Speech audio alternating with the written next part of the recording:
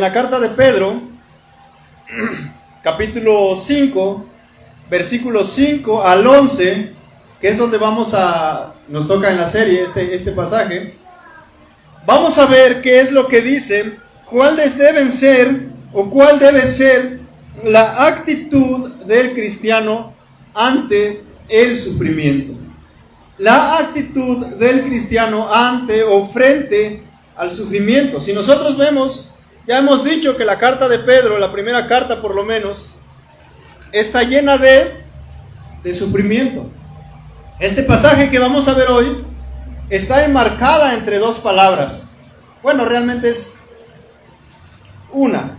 Si vemos nosotros el capítulo 4, en el versículo 19 dice así: así que los que sufren conforme a la voluntad de Dios, encomienden sus almas al fiel Creador, haciendo el bien. ¿Quiénes deben encomendar sus almas al fiel Creador? Los que sufren. Y si vamos nosotros un poco más adelante, en el capítulo 5, en el versículo 10 dice: y después de que hayan sufrido un poco de tiempo. Este pasaje está en medio de ¿qué? En medio del sufrimiento. Y así es como comenzamos el capítulo 5. Hablando del sufrimiento, luego dice en el capítulo 5, versículo 1, por tanto, Pedro va a hacer una exhortación a los ancianos a la luz del sufrimiento. Por tanto, dice, los ancianos entre ustedes, y bueno, ya se nos ha predicado esta porción, 5 del 1 al 4, y Pedro habla a los ancianos, exhorta a los ancianos, los anima y les da instrucciones. ¿Cuál fue una de ellas? Pastoreen el rebaño de Dios. Y da instrucciones cómo debe ser ese pastoreo. Dice: velando por él, no por obligación, sino voluntariamente. Dice luego: no por la avaricia del dinero, sino con sincero deseo. Tampoco como teniendo señorío sobre los que les han sido confiados, sino más bien demostrando ser ejemplos del rebaño. ¿Recuerdan cuando vimos las enseñanzas pasadas de estudio bíblico inductivo? El hermano David nos enseñaba una clase donde dice que la cámara, como en una película, cambia de dirección o de enfoque. En esta ocasión estaba apuntando ¿a quiénes? A los ancianos. Los tenía ahí cerquita. Es como cuando en la televisión dicen, no sé cómo le dicen cuando te enfocan la cara así cerquita. Bueno, eso que dijeron, la hermana Septiembre lo sabe. Seguramente ha trabajado en alguna producción de cine. Bueno, te acercan la cámara y dice, y Pedro les empieza a hablar a los ancianos. Y los ancianos aparecen en primer plano en nuestra pantalla, en nuestra televisión. Pero ahora Pedro, el director de la película, va a hacer un cambio de cámara. La cámara va a cambiar y ahora Pedro ya no va a hablar a los ancianos, sino que va a hablar ¿a quiénes? En el versículo 5, ¿qué dice? Asimismo. El capítulo 5 empieza con una palabra, por tanto. Y el versículo 5 empieza con otra palabra, asimismo. De la misma manera, así como los ancianos, para ustedes jóvenes también hay instrucciones. También voy a darles una pequeña exhortación. De la misma manera como los ancianos escucharon lo que deben hacer, ustedes jóvenes, a ustedes también les va a tocar algo. ¿Y quiénes son estos jóvenes de los que habla? Bueno, estaba leyendo algunos comentarios y algunos decían, bueno, como ya habló a los ancianos de la iglesia, ahora va a hablar a los diáconos de la iglesia. Pero este comentarista decía, yo pienso que está hablando a los diáconos ahora. Otro comentarista decía, no hay respaldo bíblico para que este pasaje hable de los diáconos, porque en la Biblia no nos dice una edad específica para desarrollar algún cargo en la iglesia. No dice, no, bueno, pues los diáconos deben ser jóvenes y los ancianos deben ser pues ya mayores. No nos dice eso, ¿o sí? No, ¿verdad? No hay una edad determinada para alguien que sea diácono. Entonces hay dos posibilidades: que sean jóvenes pues jóvenes de edad, o tal vez jóvenes en la fe. Normalmente en los tiempos de Pablo, en estos tiempos de Pedro tal vez todavía, pues casi están en la misma época, ¿verdad? Jóvenes eran, como ya dijimos en un estudio de Timoteo, que era ¿hasta cuántos años se consideraban jóvenes? ¿Jóvenes? Hasta los 39 más o menos se decía que un hombre era joven, era inexperto en las cosas de la vida. A partir de 40 años ya eras un adulto, ya habías recorrido bastantes kilómetros a lo largo de tu vida. Por lo tanto ya tenías de alguna manera sabiduría, experiencia en las cosas de la vida. Así que estos jóvenes pueden ser jóvenes de edad o jóvenes en la fe. ¿Y cuál es la instrucción? ¿Cuál es la exhortación a los jóvenes? ¿Cuál es la primera instrucción? ¿Cuál es la primera actitud que los creyentes deben presentar ante el sufrimiento? Bueno, dice que los creyentes, ¿qué es lo que hacen? Se someten. En el versículo 5 dice así: asimismo ustedes, los más jóvenes, estén sujetos. ¿Sujetos a quiénes? Bueno, dice Pedro, a los mayores. Aquí está la instrucción. Ustedes, los más jóvenes, estén sujetos a los mayores. Sométanse a los mayores. ¿Cuáles son los mayores? Bueno, los ancianos de los que ha hablado en los versículos anteriores. ¿Cuál debe ser la actitud de los jóvenes? Bueno, pues someterse. ¿Qué quiere decir esta palabra de someterse o sujetarse? Quiere decir, estaba investigando y dice que quiere decir ordenar abajo. Denota ponerse en sujeción u obediencia. Quiere decir mostrar respeto, obediencia a los mayores. ¿Y por qué esta instrucción es a los más jóvenes? Normalmente los más jóvenes, ¿cómo es la actitud de los jóvenes? Pues medios rebeldes, ¿no? Medios como que no respetan mucho, ¿verdad? El pastor Eduardo se acerca a los jóvenes y dice: jóvenes, ayúdenme por favor. Al rato, ahorita estamos jugando, estamos divertidos aquí.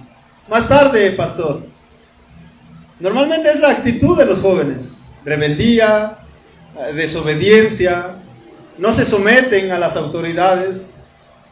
Pueden ir si quieren comprobarlo, pueden ir a las escuelas de sus hijos y preguntar: oye, ¿cómo se porta mi hijo? Y pues la maestra o el maestro o el director les va a decir, ¿verdad? No, pues sí es cierto lo que dice Pedro, que los jóvenes necesitan someterse a los mayores. Esa es la primera actitud del cristiano frente al sufrimiento. ¿Qué es lo que hace?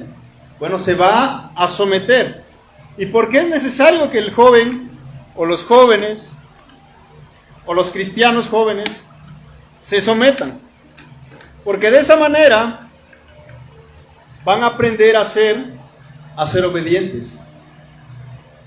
Los jóvenes que ahora tenemos aquí, bueno, tenemos a Juan, tenemos a Iker, tenemos señoritas como Ana, Brenda, Ari, Shania, Delia, que ya está creciendo cada vez más.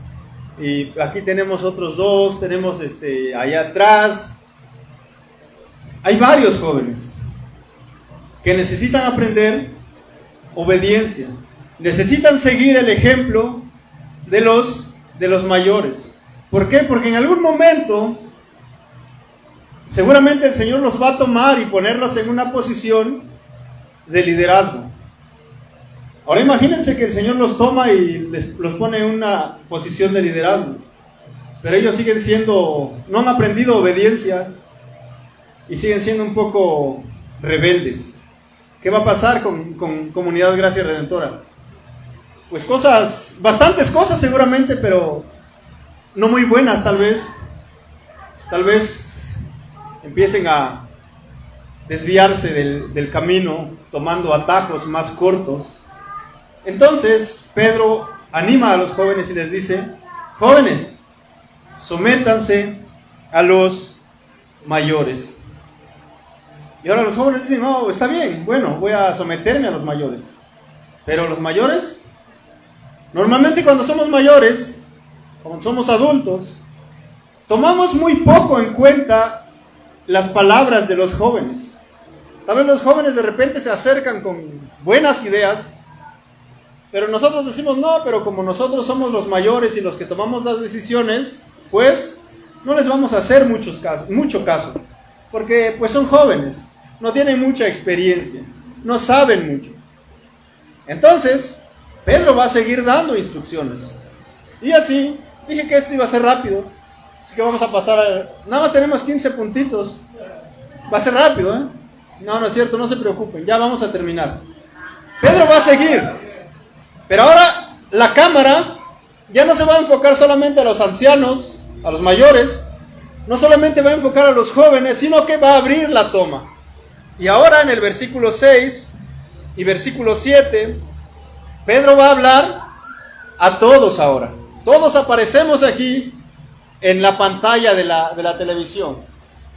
Y dice, en el mismo versículo 5, vamos a seguir y dice,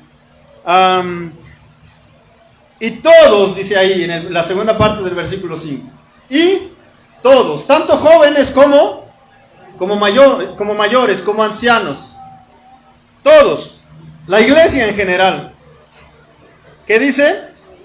Revístanse de humildad. ¿De qué trata esto de la humildad? Normalmente cuando hablamos de esta palabra humildad, tenemos un mal concepto o un concepto equivocado de humildad. Cuando vemos nosotros noticiarios o cosas así, dicen, tenemos una noticia que pasó en un barrio muy, muy humilde. Pero ¿cómo usan esta palabra humilde? Para decir un barrio muy pobre, con muy pocos recursos económicos. Pero la humildad no necesariamente tiene que ver con nuestras carteras, más bien tiene que ver con una actitud del corazón. De eso se trata la humildad. ¿De qué trata la humildad? La humildad es una actitud del corazón más que de la cartera. Es algo que debemos tener claro. Justamente ayer veía un reportaje acerca de futbolistas. No lo busqué, me apareció ahí. Y hablaba de un futbolista colombiano bien famoso en este momento. Se llama Luis Díaz, se llama. Bueno, este cuate era bien pobre cuando era niño. Y pues ahí alguien lo descubrió y empezó a jugar en su país. Y de repente llegó ahora actualmente juega en Inglaterra. Y hablaba de otros dos futbolistas colombianos también, que siguen jugando en Colombia. No son muy brillantes para jugar como el otro, pero decía, estos cuates que siguen jugando en Colombia y que ganan muy poco dinero, tienen unos carrazos enormes de lujo. Y el otro que juega en Inglaterra es bien humilde porque sigue teniendo su Jetita 2015. Entonces, el concepto de humildad en el mundo es, ¿cómo se puede decir? No presumes tu poder económico, eres humilde. Si lo presumes, entonces no eres humilde. Pero no se trata de eso la humildad. La humildad se trata de una actitud que nosotros tenemos. Si pueden ver ahí, hay un hombre ahí quitándose el sombrero, y adelante de él está una sombra de él mismo. Una sombra bien pequeña.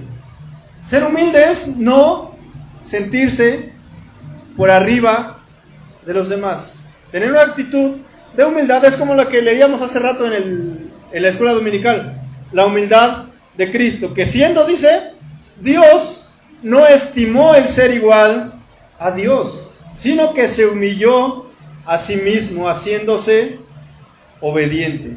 Imagínense a Cristo llegando aquí a la tierra, no siendo humilde. ¿Cómo hubiera llegado?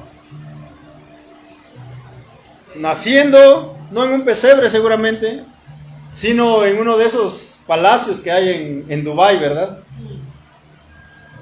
Todo de oro, su cama de oro bien adornada. ¿Nos representaría alguien así? Pues tal vez algunos sí, a la minoría seguramente, pero a muchos de nosotros, con una actitud altanera, llegando Jesús, naciendo, creciendo y inmediatamente ordenando a sus empleados que seguramente iba a tener alfombra roja porque voy a salir, porque voy a bajar de la limusina. No, pero Jesús no hizo eso. Él dice, se humilló. No se consideró más que los demás, sino que vino y vivió como la gente en su tiempo. Se vestía de la misma manera, hablaba el mismo idioma, vivía igual. Incluso tenía un oficio, que era, algunos dicen carpintero, otros dicen que era un constructor, que es realmente la palabra que usan los evangelios. Un constructor, ayudándole seguramente a su padre tal vez. Bueno, la Biblia no dice, pero normalmente los hijos, ¿qué hacen? Ayudan a sus padres en sus trabajos, ensuciándose las manos, jugando seguro con otros niños. Era humilde, se rebajó a nuestra condición, a nuestro nivel. Y es lo que dice Pedro. Asimismo, y todos revístanse de humildad. ¿Qué quiere decir la palabra revístanse? No quiere decir que tomen una revista, ¿eh? No quiere decir eso. Quiere decir ponerse una túnica. La túnica de la humildad. Seguramente en la mente de Pedro estaba la imagen en el aposento alto. ¿Se acuerdan qué pasó en el aposento alto? Pues pasaron varias cosas, ¿verdad? Entre ellas la última cena. Pero algo más pasó ahí en el aposento alto. ¿Saben qué es? ¿No? ¿Quieren saberlo?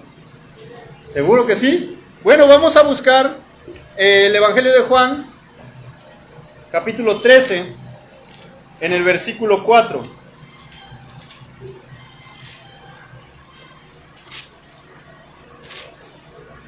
Juan capítulo 13, vamos a leer desde el versículo 1. Dice así: antes de la fiesta de la Pascua, sabiendo Jesús que su hora había llegado para pasar de este mundo al Padre, habiendo amado a los suyos que estaban en el mundo, los amó hasta el fin.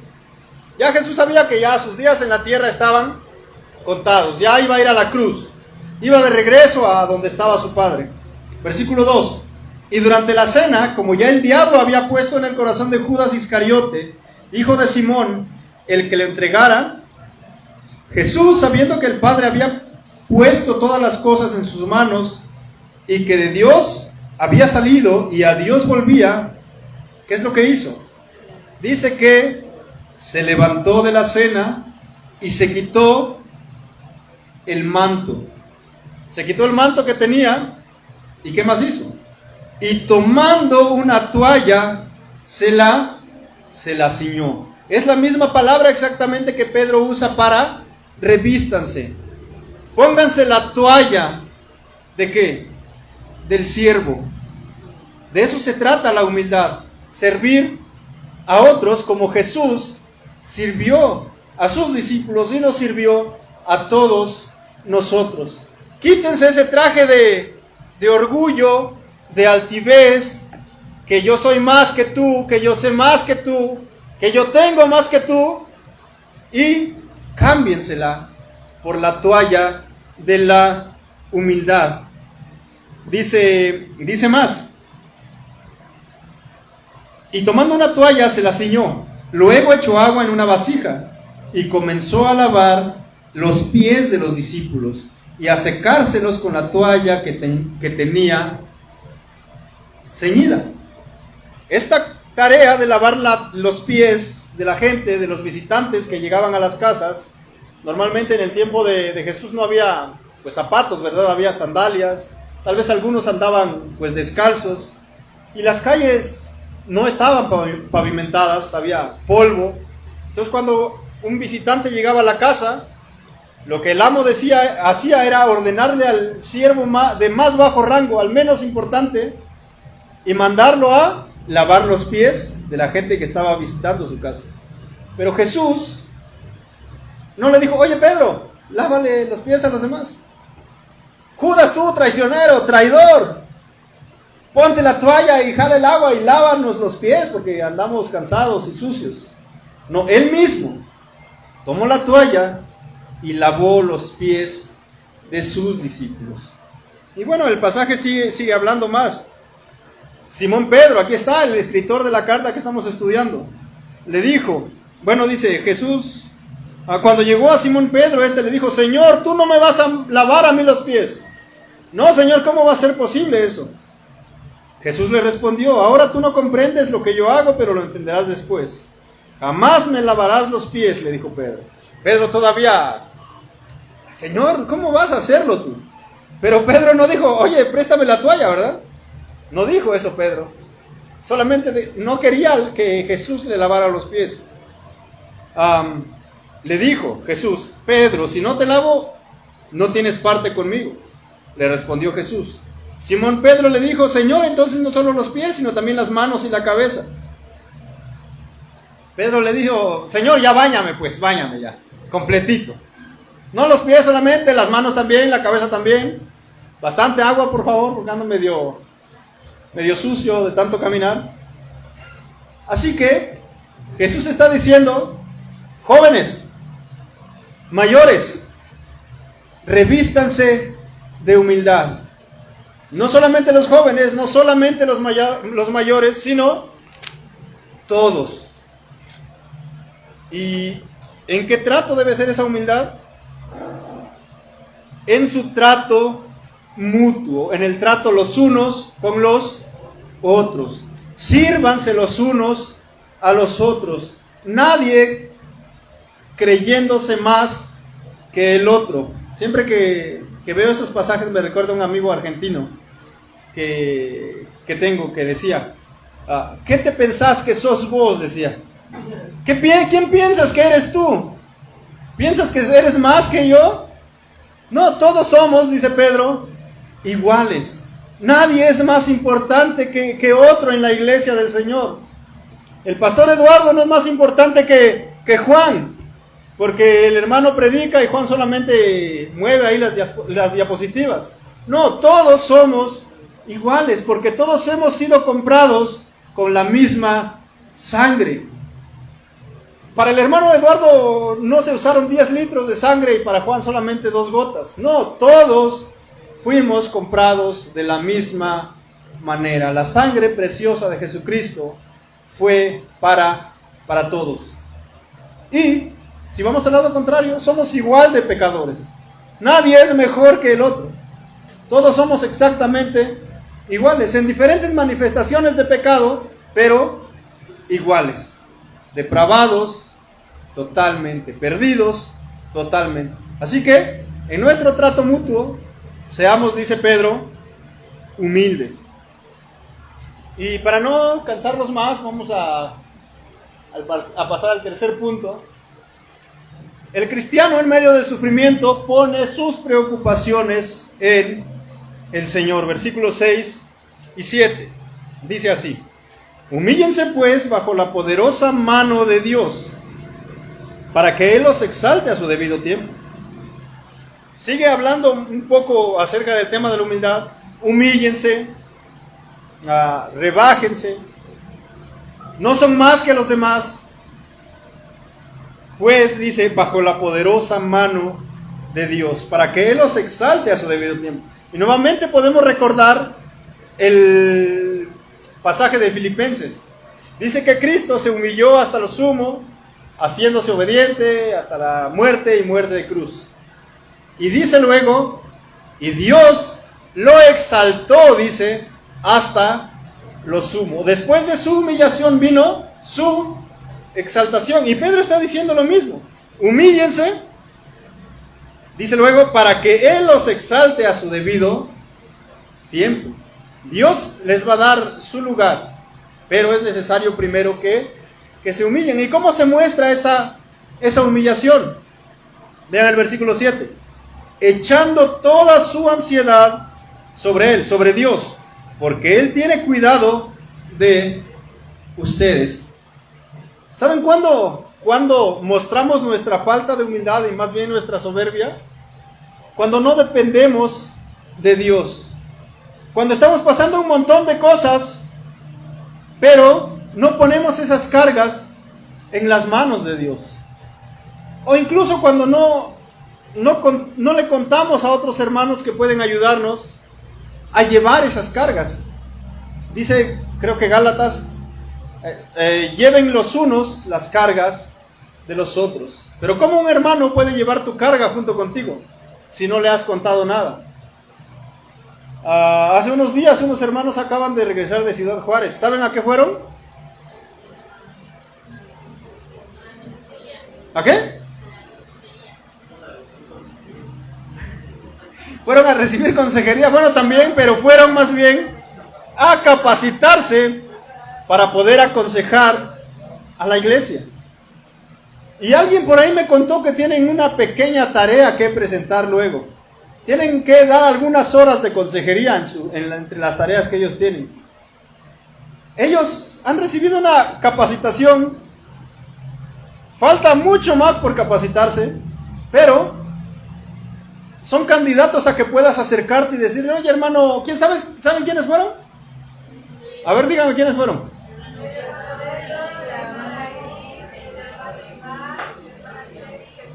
Uno, dos, tres, cuatro, ¿cuántos son? 5. Tenemos por lo menos 5 personas que han recibido entrenamiento en consejería. Si ustedes vienen después del culto y vienen aquí a una silla que tiene el hermano Beto ahí, van a ver un librísimo ahí que dice cómo aconsejar bíblicamente. ¿Así ven? Se está preparando. Entonces hay 5 candidatos a los que nosotros, aparte de los pastores, a los que nosotros podemos acercarnos y decir, oye hermano Beto, me está pasando esto, tengo esta carga, tengo esta dificultad en mi vida, ¿qué puedes aconsejarme? ¿Cómo puedes ayudarme? ¿Qué Dios dice acerca de esto? Y seguramente el hermano Beto va a abrir su libro, pero estoy seguro que primero va a abrir la Biblia y va a decirte, no pues, tal vez no sé mucho sobre esto, pero Dios dice esto y te va a ayudar. Pero ¿qué pasa? Somos poco humildes y nos encerramos en nuestros problemas. Ni siquiera a Dios le contamos. Hay un dicho que dice, el que no habla, ni Dios lo oye. Es mentira, por supuesto, porque Dios sí lo oye, Dios sí sabe lo que le está pasando, pero necesitamos mostrar humildad, humillarnos, poniendo sobre Dios nuestras cargas. Como cuando llevamos una mochila bien pesada, ¿no? Bien cansados. ¿Y qué pasa cuando alguien te dice, oye, ¿te ayudo? Por favor. Pero a veces llevamos un montón de problemas sobre nosotros y Dios dice que si tú me pides yo te voy a ayudar. Pero decimos, no, todavía puedo un poco más. Como dijo Faraón, ¿no? Cuando le dijo Moisés, oye Moisés, dile a Dios que quite las ranas. ¿Cuándo, Faraón? Mañana. Todavía no eran tan molestas como para decir, de una vez Moisés, ya no aguanto, sino que dijo, mañana todavía aguanto un poco más con las ranitas aquí sobre mi cama, ¿verdad? Bueno, Pedro tuvo muchas vivencias con el Señor, muchas anécdotas que contar con el presente con el Señor. Físicamente estuvo ahí conviviendo con Él durante por lo menos 3 años. Vean qué dice el versículo 7. Porque Él tiene cuidado de ustedes. Esta palabra que dice aquí, Él tiene cuidado, quiere decir que Él se interesa por nosotros. Entonces Dios se interesa por nuestros sufrimientos. Por el sufrimiento de estos hermanos, el Señor estaba interesado. Me interesa. Es como cuando tú pones en Facebook, ¿no? Alguien publica algo y aparece una respuesta como, ¿cómo se dice? Ya configurada pues por el mismo esta página de Facebook, que puedes poner un clic nada más y decir, me interesa, yo quisiera comprarlo, yo quiero. Entonces cuando Dios ve tus problemas, Él dice, me interesa, estoy preocupado por los problemas que tú tienes, por los sufrimientos que estás pasando. Quiero pensar que a Pedro se le cruzó por la mente una vivencia que tuvo con el Señor Jesucristo. ¿Saben cuál es? ¿No saben? ¿Quieren saber? Bueno, vayan a sus Biblias. Vamos a Mateo 6:34. Estoy buscando mi libreta en lugar de la Biblia. Mateo 6:34. Vamos a ver qué posiblemente recordó Pedro mientras escribía estas instrucciones. Mateo 6, a ver si hay.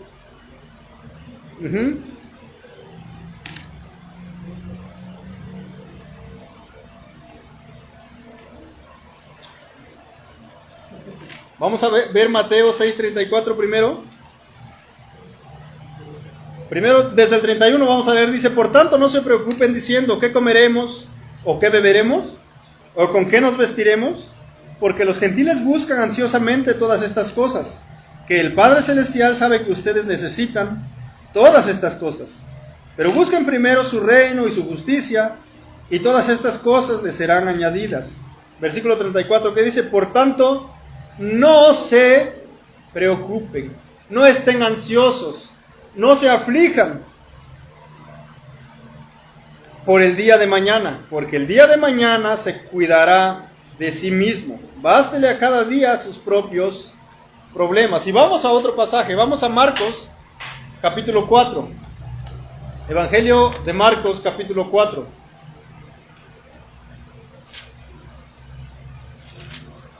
Versículo 38. Vamos a ver desde el 35. Dice así: ese mismo día, caída ya la tarde, Jesús les dijo: pasemos al otro lado. Despidiendo a la multitud, lo llevaron con ellos en la barca. Como estaba y había otras barcas con él. Pero se levantó una violenta tempestad y las olas se lanzaban sobre la barca de tal manera que ya la barca se llenaba de agua. Jesús estaba en la popa. ¿Qué estaba haciendo? Durmiendo sobre una almohadilla. Entonces lo despertaron y le dijeron: Maestro, ¿no te importa que perezcamos? Jesús, nos estamos hundiendo. ¿A ti no te importa? Es la misma palabra que Pedro usa, no te importa. Es la misma palabra que usa para decir que Dios se interesa por nosotros. A Dios sí le importa. Dios está listo. ¿Qué estaba haciendo Jesús? Durmiendo. Parecía que no le importaba. Como cuando estamos pasando aflicciones y sufrimientos y Dios como que está en bastante silencio, ¿verdad? No hay ruido de Dios, no hay señales de Dios. Pero Dios está atento. Dios está cuidando. Dios está interesado. Dios está al cuidado de nosotros.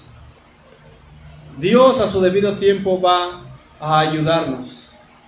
Así como cuando estuvimos perdidos en nuestros delitos y pecados, y cuando dice fue el cumplimiento del tiempo, envió a su Hijo, nacido de mujer, para nuestra salvación, para nuestra redención, para nuestro rescate. No fue inmediatamente cuando Adán y Eva pecaron y dijo, no, pues ya. No, sino que pasaron muchos, cientos de años. Y cuando fue el tiempo que Dios había establecido, vino su Hijo Jesucristo. A su tiempo, no al de nosotros, al tiempo de Dios. Dios está a nuestro cuidado. Dios está interesado en nuestros problemas. Dios está interesado en nuestros sufrimientos. Necesitamos esperar su salvación. Necesitamos esperar su rescate. Vamos a otro punto. Ya casi terminamos, no se preocupe. Ya vamos 4 de 15. 4, versículo 8. Vamos a volver a Pedro otra vez. Versículo 8. Echando toda vuestra ansiedad sobre él, porque él tiene cuidado de ustedes. Sean de espíritu sobrio. Estén alerta. ¿Cómo es la actitud del cristiano frente al sufrimiento? Bueno, también es sobrio y está alerta. ¿Por qué? Porque el diablo, porque el acusador anda al acecho como león rugiente buscando a quien devorar. ¿Han visto esos videos en YouTube de esos leones que están cazando? Yo he visto que no andan como locos corriendo por todo lado. ¿Saben cómo están? Están echaditos así, entre la hierba, fresquecitos parece. Y ahí anda una manada de un montón de venados o animales así. Y el león está paciente, esperando el momento oportuno. Y normalmente ataca a los más pequeños, los más débiles, o los que se apartan de la manada. Inmediatamente cuando el león ve que uno de estos venados está apartándose de la manada, ¿qué es lo que hace? Se tira a cazar. Y no va a acariciarlo, no va a decirle, ¡ay, qué bonito estás, voy a llevarte con tus amigos! No, va a matar, va a devorarlos, va a destruirlos. De la misma manera, Pedro dice, sean de espíritu sobrio.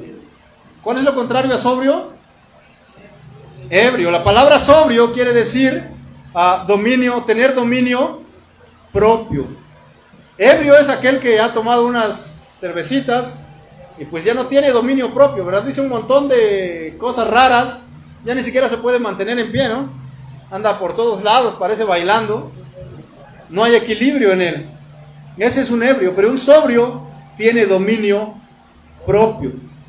Y además está alerta, está listo ante cualquier ataque del enemigo, del adversario, ante cualquier ataque del diablo. Vamos a ver Lucas 22, 46. Como decimos, Pedro tiene mucha experiencia para darnos estos consejos, estas exhortaciones. Pedro ha pasado por cada una de ellas, lo ha vivido en carne propia. En algún momento, Pedro no fue vigilante, no estuvo alerta, no estuvo sobrio. No es que se había tomado unas cervezas, sino que no tuvo dominio propio para aguantar el sueño. ¿Se acuerdan de ese pasaje, de esa historia que Pedro vivió? Bueno, vamos a ver Lucas 22, 46. El cristiano debe estar sobrio, debe estar alerta, porque sabe que vive en un mundo en constante peligro, donde el enemigo está listo para lanzarse sobre él y tratar de destruirlo. Vamos a ver Lucas 22, 46. ¿Ya están ahí? ¿Cuántos están ahí? ¿Ya? ¿Ya? Pues qué bueno, porque yo todavía no, pero ya casi. Lucas 22, 46 dice así. Desde 39 vamos a leer para entender toda la historia. Saliendo Jesús se encaminó como de costumbre hacia el monte de los olivos, y los discípulos también lo siguieron. Cuando llegó al lugar les dijo, oren para que no entren en tentación. Y se apartó de ellos como a un tiro de piedra, y poniéndose de rodillas oraba diciendo, Padre, si es tu voluntad, aparta de mí esta copa, pero no se haga mi voluntad sino la tuya. ¿Recuerdan que Pedro tenía un círculo de 12 discípulos, pero tenía un círculo bastante íntimo, que eran 3 discípulos? ¿Cuáles eran? ¿Alguien recuerda? Juan, Pedro, ¿y quién? Jacobo también, sí, no te equivocaste. Juan, Pedro y Jacobo eran sus 3 más cercanos. Pedro estaba ahí entonces, por lo tanto, Pedro estaba ahí. Jesús estaba sufriendo, estaba en el huerto de Getsemaní, en prácticamente casi la última noche donde estaba sintiendo la ira de Dios sobre él. Dice, entonces se apareció un ángel del cielo que lo fortalecía, y estando en agonía oraba con mucho fervor, y su sudor se volvió como gruesas gotas de sangre que caían sobre la tierra. Cuando se levantó de orar fue a los discípulos, y los halló sobrios, alertas, vigilantes, ¿verdad? ¿O no? No, dice que los halló dormidos a causa de la tristeza. Y les dijo, ¿por qué duermen? Levántense y oren para que no entren en tentación. Pedro estaba como durmiendo. Y pues no juzgamos a Pedro, porque seguramente nos hubiera pasado exactamente lo mismo, igualitos. Pero Pedro se quedó dormido. Y los otros 2 que estaban con él también. Pedro no fue vigilante. Pedro no estuvo alerta. Y si saben lo que pasó después con Pedro, ¿verdad? ¿Qué pasó? Negó al Señor Jesús. No estuvo alerta y el enemigo estuvo. Cuando Pedro se empezó a cerrar los ojos, el león que estaba ahí rugiente, ¿qué hizo?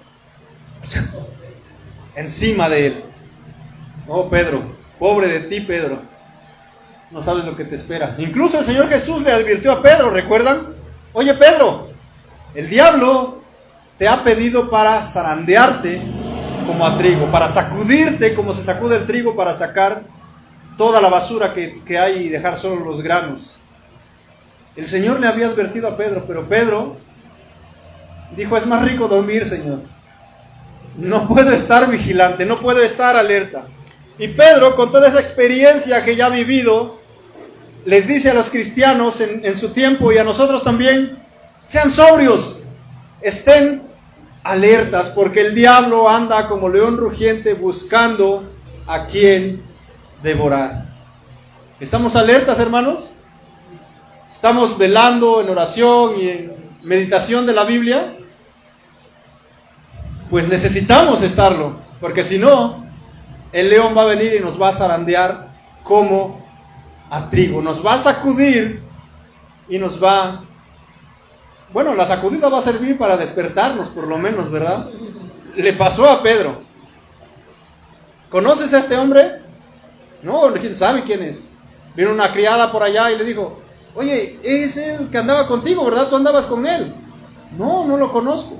Y vinieron otros y le dijeron, oye, sí, tú estabas ahí. No, ya les dije que no. Y Pedro se fue, triste, decepcionado de sí mismo, porque no pudo mantener su palabra. Señor, a la muerte voy a ir contigo. ¿Pero qué pasó? Antes que el gallo cantara, Pedro dijo, no lo conozco, porque no estuvo alerta. Le pasó a Pedro. ¿Nos puede pasar a nosotros? Mucho más fácil, creo, ¿verdad? Por supuesto, necesitamos estar alerta sabiendo que tenemos un enemigo que quiere sacudirnos, que quiere destruirnos. Y para no los voy a llevar a los 15 puntos porque nos vamos a cansar, solamente vamos a ver 5 hoy.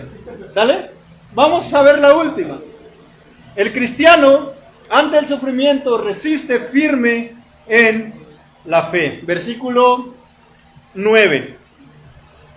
Dice así, pero resístanlo firmes en la fe. Bueno, ahí hay una pequeña imagen que no se ve bien, pero hay varios militares. Uno está adelante con un escudo y los otros vienen detrás con sus armas. Resístanlo firmes en la fe. Esta palabra, resístanlo firmes, quiere decir resístanlo estando juntos. No se separen, no peleen cada quien por su lado. Deben estar juntos como un ejército cuando pelea en la guerra, que tiene una estrategia y esa estrategia la llevan a cabo en equipo. Cada quien no está decidiendo, no, pues yo voy por allá y yo voy por acá y pues tú a ver, mira por dónde vas. No, sino que tienen una estrategia y la llevan a cabo juntos. Y Dios nos ha puesto en una iglesia local para que juntos podamos resistir firmes los ataques del enemigo. Dice, sabiendo que las mismas experiencias de sufrimiento se van cumpliendo en sus hermanos en todo el mundo. Santiago 4:7 dice, resistan al diablo, dice, y él huirá de ustedes. Pero la clave es resistir firmes, peleando juntos como el ejército de Dios. Y Pedro va a seguir hablando más. Sabiendo, dice, deben estar firmes porque deben saber una cosa, que no solamente ustedes están sufriendo, sino que alrededor del mundo hay más hermanos que están pasando exactamente lo mismo. Sufrimientos, problemas, aflicciones, dificultades. No son los únicos, Tranquilos, que no están solos en el sufrimiento. Hay más de sus hermanos que están sufriendo igual o incluso más que ustedes. Y eso debe animarlos a permanecer firmes ante las acechanzas, ante los ataques del diablo, ante los ataques del enemigo. Dice luego, y después de que hayan sufrido un poco de tiempo. ¿Cuánto va a ser el sufrimiento? Dice Pedro. Un poco de tiempo. Tal vez algunos ese poco de tiempo llegaba cuando eran asesinados por los soldados del Imperio Romano. Tal vez de repente terminaba la persecución, o tal vez tenían la esperanza de que el Señor Jesús viniera para terminar con su sufrimiento. Pero Pedro dice, este sufrimiento es un poco de tiempo. Y el apóstol Pablo dice algo muy parecido. Las tribulaciones que vivimos hoy son pocas, pequeñas, comparadas con el eterno peso de gloria que nos espera.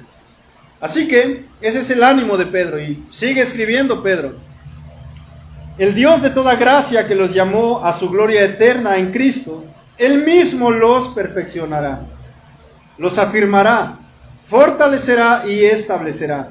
A Él sea el dominio por los siglos de los siglos. Amén. El Dios de toda gracia que los ha llamado, Él va a perfeccionarlos, los va a afirmar, los va a fortalecer y los va a establecer. Dios tiene trabajo todavía con ustedes. Este sufrimiento no es el fin todavía. El Dios de toda gracia está con ustedes. El Dios de toda gracia, por más sufrimientos y cosas difíciles que estamos pasando, está con nosotros. Y hay trabajo que va a hacer todavía en nosotros. Así que podemos seguir adelante confiando en el Dios de toda gracia. Y sabiendo que el Dios de toda gracia está con nosotros, nuestras actitudes no van a ser afectadas por las situaciones que pasamos. Van a ser afectadas porque sabemos que Dios está con nosotros.